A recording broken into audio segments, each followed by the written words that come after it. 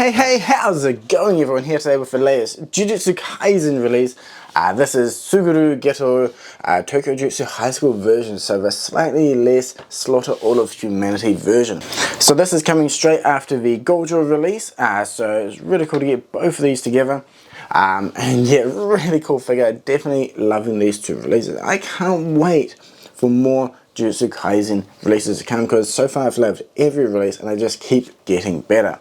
Now this is your base standard retail release look, nice selection of images on the back showcasing the accessories and so forth. So yeah, let's just pop them open and we can check out what he does come with. So Geto's in the center with a neutral face, we have a shocked look, they're laughing, they're completely laughing out loud look, which is awesome. And then again, a bit more of a neutral frowning look opposed to that neutral smile on the body already. Now for hands, we get the flat palm, we get the same style hand and pockets as Gojo, which is cool. I really like the design. Then we have the more basic fingers kind of spread and the ones for doing his martial arts pose. And then up here we get the additional hand holding the phone, just like Gojo, so we can have the two besties chit-chatting away on the phone, which is cool. So yeah, nice selection of items again. So yeah, let's pop them open and we can check out the overall finish. So as Geto spins around, you'll notice, I mean, it's Jujutsu Kaisen, it's a high school version, so you know, the overall character designs are basically the same. We get the nice navy blue color, the skin tones are matching well. Though for Geto, he does have the more flared baggy pants along with the jandal style shoes opposed to the normal kind of boots or shoes that the other characters have. So there are the subtle differences there, but as we can see, the coloring matches out really well and everything is definitely looking, you know, if you have the other releases, you know what to expect, right? The colouring and the printing of the highlights, you know, the gold button and so forth are really nice. So overall, pretty straightforward and standard there on the aesthetic look, but well done. But yeah, let's jump straight into the articulation. Starting with the head, the nice usual rotation is good. Going forward and looking down is great. Looking back, not too bad. He can look up, but a little bit more limited, especially compared to the Naruto figures. His lower neck area will also move, so everything is nice and fluid there. The shoulder joint is very similar to Gojo, so everything moves up and around really well.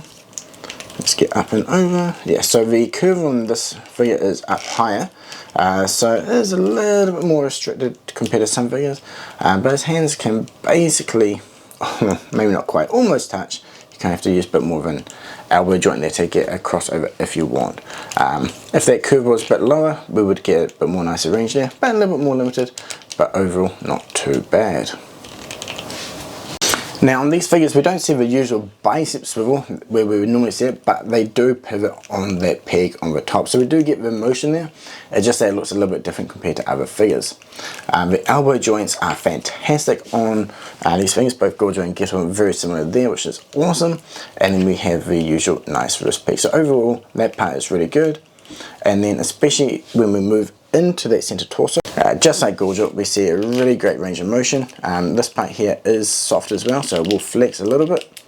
And then going back, really great range of motion. So the center part of this figure is great, everything feels nice, we can move around, and this is soft rubber as mentioned. But just keep in mind, if you do flex too far, you can kind of pop it out and you will see a gap.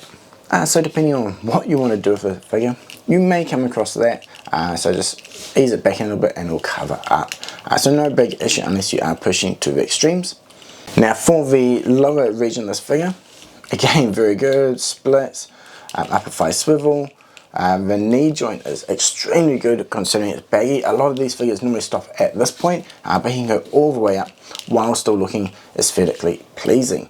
You know, we do have a nice big flat area here, so on that, depending on the angle, it may look a little bit odd, but for the most part it blends in really well and it does give us a great range of motion. Going forward, pretty good.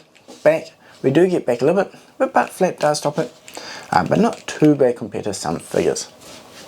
The lower area here for the ankle, nice big ball joint, we get nice swivel motion, twist and turn, and then the toe tip. So overall, down here, despite, I really want that Naruto design carried through on all figures, but even though this figure doesn't have it, it still has a great range of motion, and I haven't found it to be limiting so far. So that's it for the articulation. Again, really nice. The only part is here, the character design does limit the articulation a little bit on that left shoulder. Makes it a little bit harder to cross over completely. But in saying that, I don't think we really need it for this figure. I haven't actually found it to be a limiting factor so far when playing. So that's always a bonus. So yeah, let's jump in and check out the facial expressions for this release. The base face is really cool, that kind of cocky, neutral smile. Again, all the printing is nice, especially for the eyes, and the detailing underneath as well. His earrings are cool as well, the shape of his ears match the series, and the blue earring printing is crisp and clean. Now to change the faceplate, you have to pop the faceplate off. I personally find it easier to pop the head off first. The design for this one here is a bit more different compared to other figures. Maybe not the easiest one, but I kind of have to pull from the bottom, and it has its own little pair which clips in. Not as easy as some figures to change actually. I was quite surprised there. So I definitely found it easier to pop the head off first, and then you can kind of leverage it to pop the faceplate off. The next faceplate here is that shot one. This one's awesome, and man, it makes me want to Toji as well, just to pair with this face with Shock when he's hearing the news about Gojo. You've got the extra lines underneath his eyes that bring forth that emotion as well, so really cool faceplate. Definitely digging this one. So while the scared face is amazing, I think the laughing ones really shine for this figure and bring through a lot of emotion. He's definitely a character that does laugh a lot, and the most unique of ways as well, so it's really cool to see the options with this release. The second one here is even more laughing, where he's about to roll on the floor, cracking up, and this one here, for those who've read the manga, I really want ones like this for Suguru. If you're up to date, you'll understand why, and that along with some, maybe acrylic stands showcasing the lines or the phrases that he uses, would be pretty priceless and be really fun to add into the collection.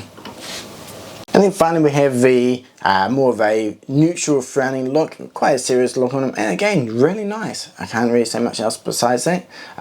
Digging all the faceplates. Definitely let me know in the comments below which one is your favourite of all the expressions with this release though.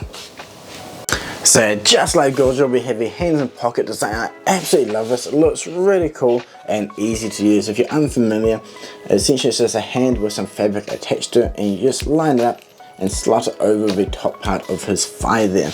It can be a little bit fiddly at times to try and get the right position and angle, but once you get it aligned, it looks really cool, and I feel like it is easier than a lot of other options, especially since it does give you a little bit more freedom, and even if you don't get it fully aligned properly, depending on the angle, it can still look amazing, and it gives you more options when doing your figure photography as well.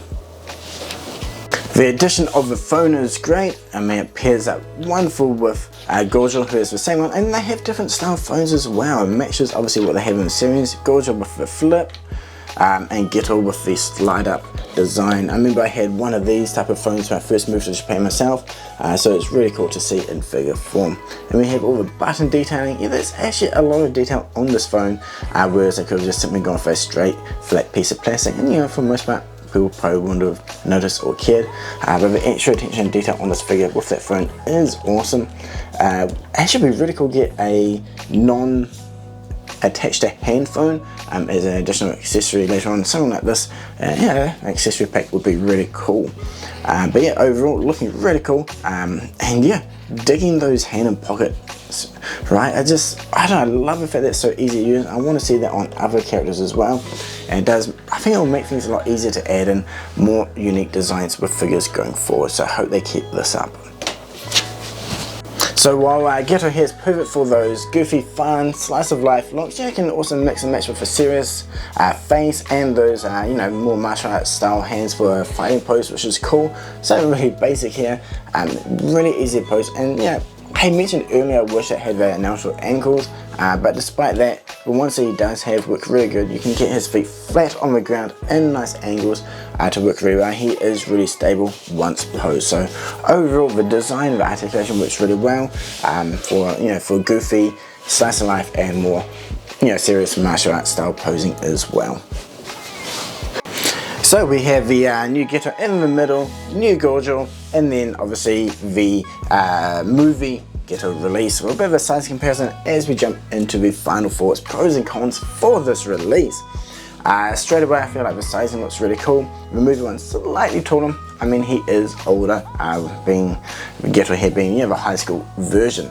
You know, and overall these match up really well, looking cool. You know, the darker colour for the movie version as well, the gi that he has, or maybe not gi, but what's it, yukata maybe, whatever he is wearing. So yeah, the expressions look really cool. You know, obviously they do look like the same character, you know, just obviously the older version, so that pairs up beautifully as well.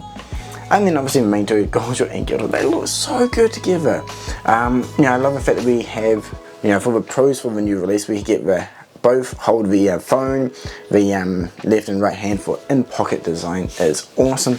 And then we get a great selection of faces. You've got the neutral, happy, neutral, angry, scared face, and the two variety of laughing faces. So the amount of expressions we get is awesome.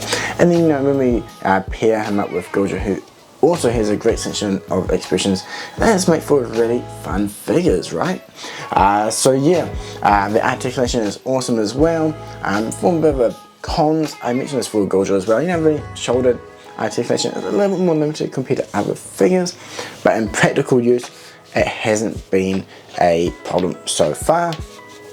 And same with the ankles, as I mentioned a couple of times already. The Naruto design is amazing. I wish it was through other figures, but due to this character design and that larger peg down below that blends in wonderfully with his feet, he still gets amazing range of motion, and you can keep his feet flat on the ground while posing and while keeping those feet angled in different directions. So hasn't been a hindrance so far. It is still something I would like to see though. So yeah, overall awesome release. The Jujutsukaisen line just keeps smashing out bangers, and I really want more. So please, if you guys are into Jujutsukaisen and you haven't jumped on the line yet, go pick up these figures. Tell Tamashii how much you want more. And yeah, I think, you know, the better these figures in total sell, the higher chance we'll get, you know, other figures going forward from the season. You know, like Toji, Maki, and hopefully Panda and Inumaki and all that as well. And then, you know, hopefully when the next season comes out, if you've read the manga, you know, there's a lot of cool characters to come. And obviously some of the characters we've seen so far will obviously be there as well. So there's a chance for a lot more really badass characters. So hopefully, you know, everyone is jumping on the Jujutsukaisen S.H Figuarts line, so we keep getting more. So yeah, that is it for this review. Drop a comment below what you think about the new Geto, this line in general, who you want next, if you've been picking up these figures or not. If you haven't, why? Definitely keen to see. So yeah, that is it for the video. Thank you so much for watching, and until next time, cheers!